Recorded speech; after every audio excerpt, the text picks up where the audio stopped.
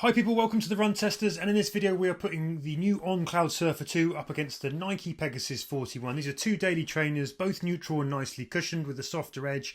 They are designed for easy everyday runs with a smidge of versatility in there too, and potentially gears for some runners to tackle up to mid-tempo runs. So which one of these is best? Well, we've clocked the miles to find out, and you can find out as well. Watch on for our On Cloudsurfer 2 versus Nike Pegasus 41 head to head.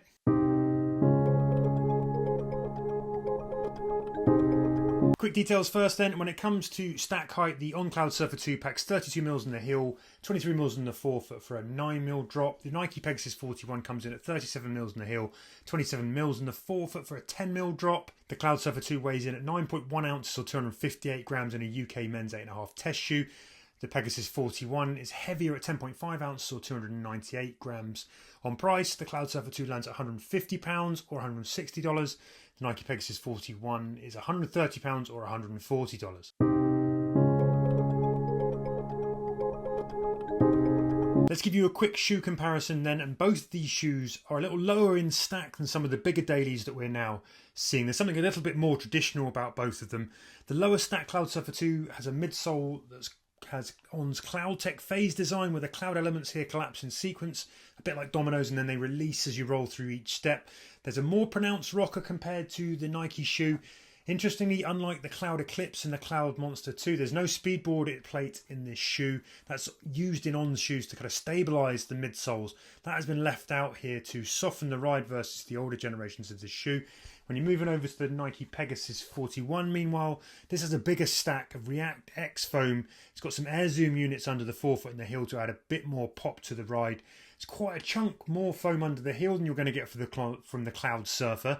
There's also less rockering. It's got a more traditional kind of midsole shape. It's a bit flatter overall. Up top, the On Cloudsurfer has an engineered mesh upper. Those are quite thick but soft and premium feeling, nice and flexible. The Pegasus also has an engineered mesh upper that offers a nice flexible sort of roomy fit.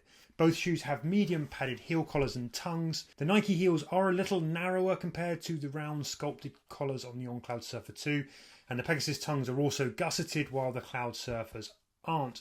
If you flip these shoes over, both shoes have a pretty generous covering of outsole rubber for grip and durability. Rubber is quite thick on the On, separated into pads on all the key impact zones. That allows the sole to flex a bit as well, but also to protect the key areas. The Pegasus 41 also has a generous covering here of outsole rubber, but it's also got these little sort of studs on it to boost the grip.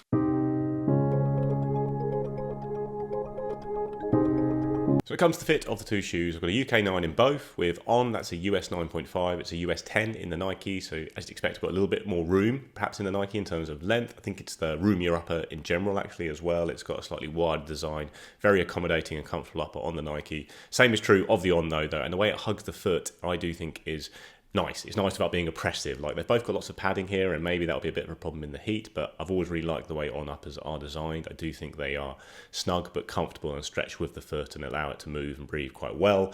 Perfectly good upper on the Nike though, so no concerns really with the fit of either of them. I would stick to your normal running shoe size if you've used these brands before, and yeah, lots of comfortable padding all round. On fit then, I ran in a UK 8.5 in both shoes. That's the size I'd usually run for an On shoe and a Nike Pegasus shoe.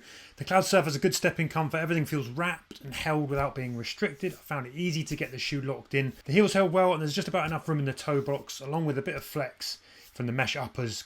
Good disappearing fit overall. It lets you get on with business. I found the fit was great on the Nike Pegasus 41 too.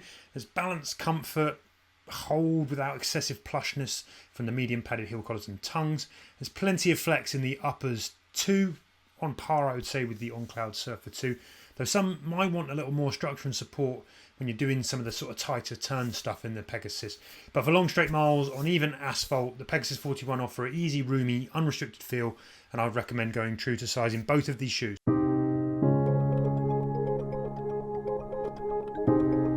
So I've run around 55, 60k in both of these shoes, using them mostly for pretty relaxed daily training runs at easy paces. I have done some more progression style stuff, moving to faster paces, long runs, and I think I did one short workout in the Nike Pegasus 41 as well, but mostly using them for those daily get out and about runs that just build up your mileage and your fitness, and they both do a pretty good job of that. I think they both do a similar job in general. They're fairly versatile, fairly lightweight cushioned shoes that could work as your only shoe if you are someone who sticks to one shoe, but I'd use both these shoes in combination with faster shoes to cover off things like speedy workouts and racing.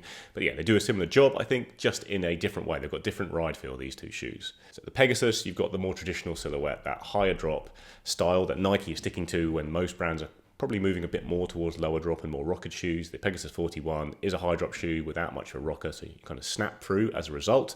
And it also means that you've got a really cushioned heel on the shoe, and that's very noticeable as a heel striker. It's very comfortable at the heel there, but quite a thin forefoot compared to a lot of other shoes on the market. I think the foam in the midsole is a pretty good one. It gives you a little bit of energy return, and the design of the shoe does move you onto your forefoot pretty quickly, but there I think it is a bit flat and lifeless compared to lots of shoes. You're not getting a lot of energy return from the foam under the toes. It doesn't really curve up and push you on your way either, so it can have quite a flat feel all round, but it is certainly a very comfortable shoe. The On, in contrast, is a much more rocket shoe. So with this Cloud Tech phase design, the whole midsole is really geared up to moving you through your foot strike and onto your toes, and it does work very well. It's got a very smooth and comfortable ride. I think it's maybe not quite as soft and noticeably cushy at the heel as the Nike, where you have got that massive wedge of foam, but you do notice the extra foam and comfort under the forefoot of the On Cloudsurfer 2, and you do also notice definitely that smoother rocker design as you transition through your foot strike.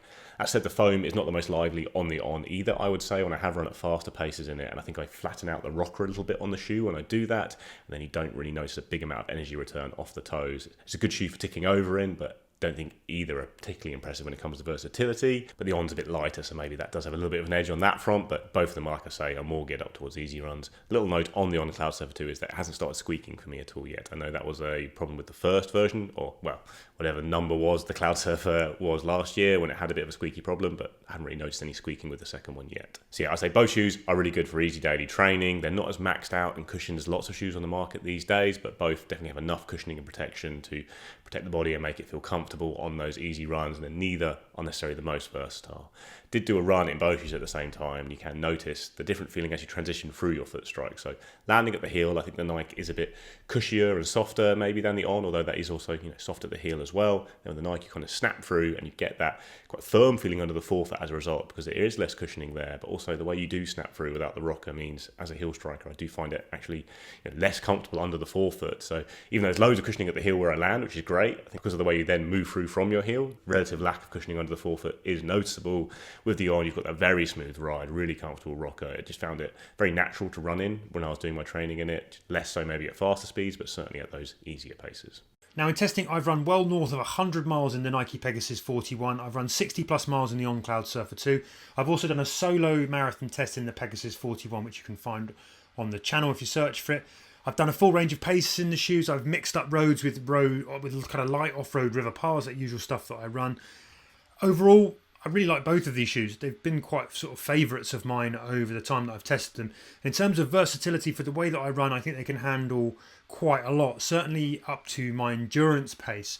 I found they'll cover quite similar runs. They're best when you're just getting out to log miles, get your head up, the easier end of business for sure. And they're what I'd call excellent kind of suitcase shoes. If you're travelling and you want a shoe that will cover a good range of runs, these both fit the bill. They're balanced and controlled with good cushioning and protection, but they avoid making you wade through softness like you can get with some sort of bigger cushion daily trainers.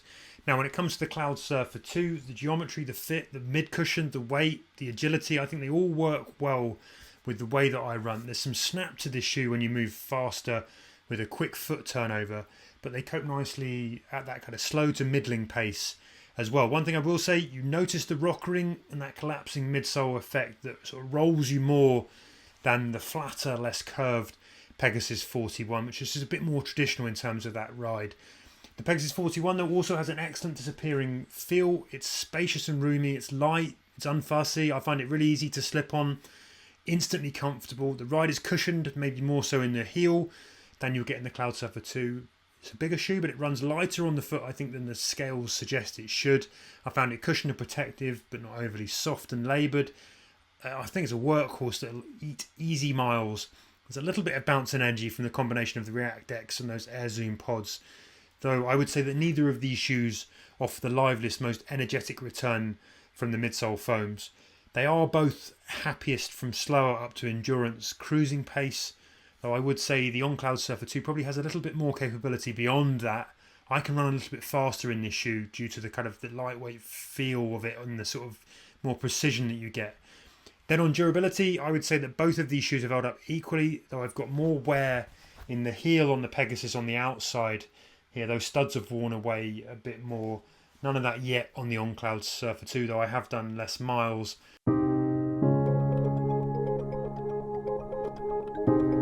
Comes to the verdict, for me, I just like the ride feel of the On Cloudsurfer 2 more. I prefer more rockered shoes, and this is a very rockered shoe, and it just means it really disappears on my foot and just gets naturally in sync with my gait when I'm running at relaxed daily training paces, and I find it very comfortable as a result. Pegasus 41 is a solid shoe, but I think it just has a little bit less life to it in terms of the midsole, and the way it snaps through is probably slightly less comfortable for me over longer distances than the way the On rockers through. So yeah, I prefer the On. I also think it's probably a slightly more versatile shoe because it is a little bit lighter. That said, the Nike is a bit cheaper. I think it's going to be the more durable shoe as well. You've got a thicker outsole on the Nike. The midsole foam seems built to last forever. And I think that might affect things for some buyers, especially as I think both of these shoes are pretty good looking shoes and shoes that you probably consider wearing outside your running as well. That might be part of the appeal of both of them. They are quite street ready shoes, and in which case the extra durability on the Nike, that thicker outsole, would probably yield a bit more value in the long term if you're also using it for a lot of walking. So maybe look at that. But in terms of pure run feel, I prefer the feel of the On Cloudsurfer 2, and that's the one I'd get out of these two shoes. Verdict then, and you've got two good cushion daily trainers here. They are definitely shoes I'd recommend to casual runners who want something that crosses from everyday wear to the odd 5k, or beginners who are just looking for a shoe that's going to deliver comfort for those easy runs when you're just starting out. These are both shoes that you need to do a chunk of the work in, but I don't mind that at all. You're not going to get the liveliest return from the foams, but I don't always want big springy shoes firing me off each step. And what you lack in all-out bounce, I think you get back from fairly smooth transitions, particularly in the On, which probably offers a bit more of a snappier ride. I have to say I also like the styling of both. They're better than some shoes if you want something that looks okay with jeans when you're not running. Like, I've taken both of these shoes recently, or at least over the last year, on holiday when I didn't have room for a casual shoe and a running shoe, and I was just wearing these with my jeans as well, so they're good for that. Now, in terms of choosing between them for the ride and run performance, I think the On Cloudsurfer 2 just about edges it for me. It's a bit snappier, it's a bit more precise, there's a bit more smoothness to the ride from that rockering and the way the midsole kind of collapses. If it's value though, I think I'd go for the Nike Pegasus 41. I can use it for the same range of runs, but it's going to come in £20 less. So there you have it. That's been our head-to-head between the On Cloudsurfer 2 and the Nike Pegasus 41. Hope you found it useful. We'd appreciate a like and a subscribe if you did. If you're not already subscribed to the channel, don't forget to ring that bell whilst you're doing that to be notified when other videos land on the channel. If you're interested in daily trainers, I'm going to pop a video up on the channel now that you should go and watch. Otherwise, thank you very much for stopping by, and until next time, happy running, people.